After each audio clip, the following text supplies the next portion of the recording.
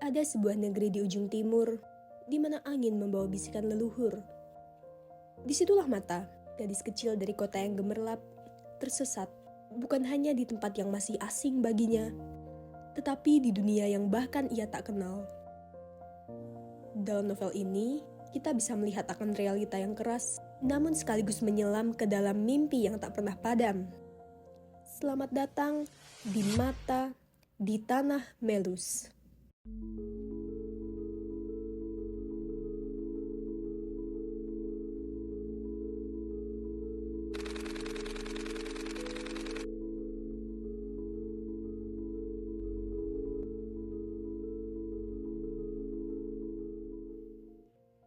Halo Sobat Literasi, perkenalkan saya Lady Zatrilita Gloria De Patris, perwakilan dari SMA Negeri 2 Klaten, yang kali ini meresensi sebuah buku berjudul Mata di Tanah Melus, karya Oki Madasari, seorang sosiolog sekaligus sastrawan.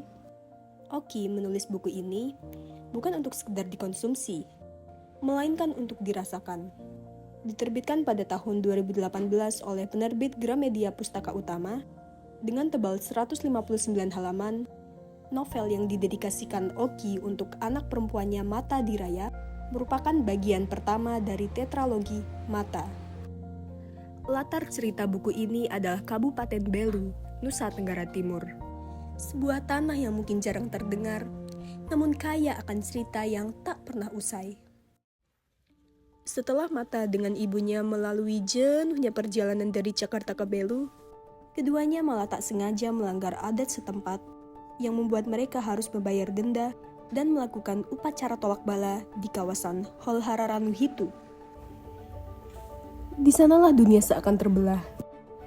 Mata kehilangan genggaman ibunya di tengah padang sabana yang sunyi. Ia masuk ke dalam tanah Melus, wilayah tak terjamah, tempat terakhir bangsa Melus yang dahulu diyakini pernah hidup damai di daerah Belu sebelum eksistensi mereka benar-benar menghilang. Petualangan panjang Mata untuk mencari jalan kembali merupakan inti perjalanan dalam memahami apa arti kehidupan, perbedaan, dan juga memahami arti tradisi yang berharmoni dengan alam. Dengan genre magical realism yang diperkaya dengan ilustrasi dan juga deskripsi geografis, penulis berhasil memadukan antar dua dunia, yaitu kehidupan nyata dan dunia fantasi, atau yang dalam buku ini merupakan mitologi lokal. Novel ini juga mengandung representasi genre yang progresif melalui Mata, tokoh anak perempuan yang pemberani. Selain itu juga terdapat bangsa Melus yang menjunjung tinggi prinsip kemanusiaan luhur dengan pantangan menyakiti perempuan dan juga anak-anak. Bagi kalian, pembaca yang menyukai cerita berdinamika cepat, kalian harus bersabar ya saat membacanya, karena bab-bab awal berfokus pada dunia dan pola pikir orang dewasa yang kaku. Sementara cerita petualangan Mata baru dimulai dari bab 8 hingga akhir.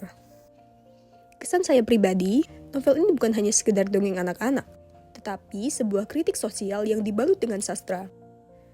Penulis menyoroti kompleksitas dunia dan pikiran orang dewasa, terutama saat menjadi orang tua. Hal ini tertuang dalam isi hati Matara, yaitu orang dewasa selalu tak punya jawaban untuk pertanyaan-pertanyaan sederhana. Anehnya, mereka selalu berpura-pura tahu segalanya. Kesimpulannya, Mata di Tanah Melus lebih direkomendasikan untuk pembaca remaja dan dewasa. Karena secara keseluruhan, novel ini mengajak kita untuk merenungi bahwa menjadi orang dewasa tidaklah selalu sempurna. Namun yang terpenting, kita diajak untuk menumbuhkan rasa kecintaan kita terhadap kekayaan alam Nusantara, menghargai perbedaan, dan juga menghormati tradisi yang sudah menjadi kebudayaan daerah. Dengan demikian, karya ini tidak hanya menghibur, tetapi juga membangun kesadaran sosial kita dan menambah wawasan Nusantara kita.